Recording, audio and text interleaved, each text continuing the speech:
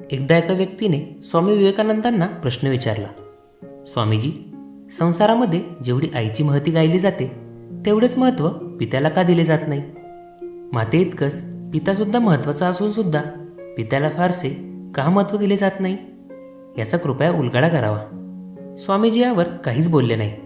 ते त्या व्यक्तीपासून थोडे दूर गेले आणि एक मोठा दगड त्यांनी उचलला व त्या व्यक्तीच्या हातात देत ते म्हणाले, बंधू, हा दगड उद्या सकाळपासून तू पोटाला बांध आणि तुझी नित्यनियमाची सर्व कामे करत जा.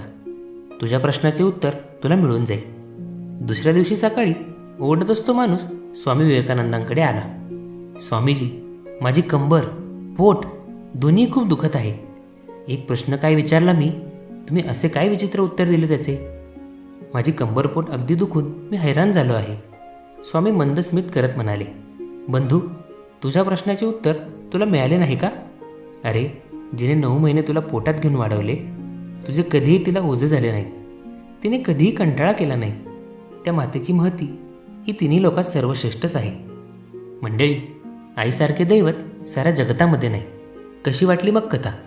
कथा आवडली असेल तर व्हिडिओला लाईक आणि चॅनलला सबस्क्राईब करा. ऐकत रहा मनाचे बोल.